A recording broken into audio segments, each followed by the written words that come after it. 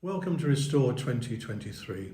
Today we're reading Job, chapters 25 and 26. For several days we've been following a heated discussion between Job and his friends, but now it's almost reached its end. The shortness of Bildad's speech in chapter 25 and the absence of a third contribution from Zophar suggests that the friends have finally run out of things to say.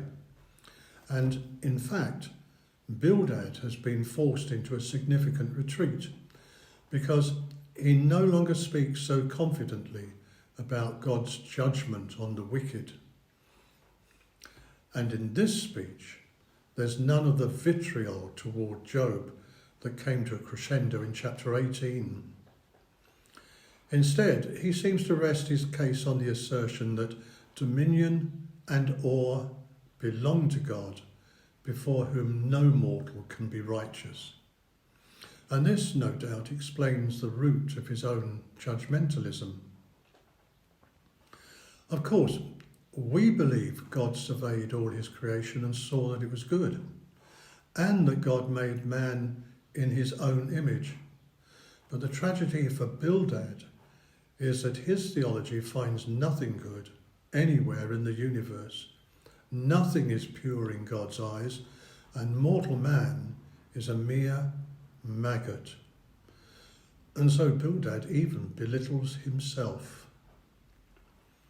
Job's response in chapter 26 couldn't be more different, although he does begin with some understandable sarcasm about the emptiness of the so-called comfort they've all been offering him.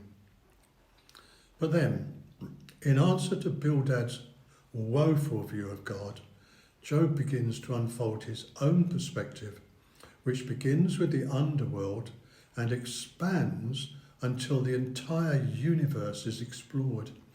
He illustrates his description with a pastiche of phrases from several traditions, and these snatches from mysterious old poems create an atmosphere of wonder.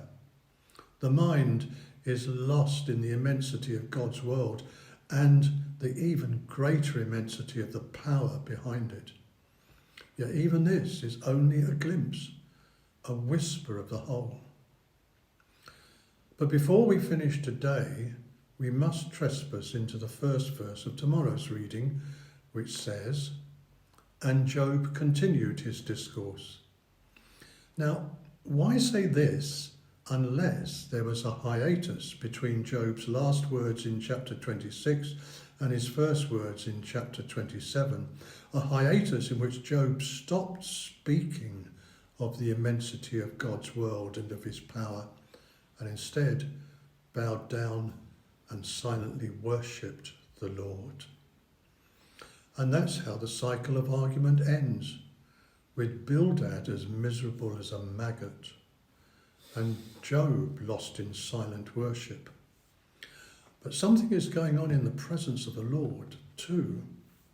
I think I see Satan crawling away in disgrace, and the Lord's faith in Job being justified.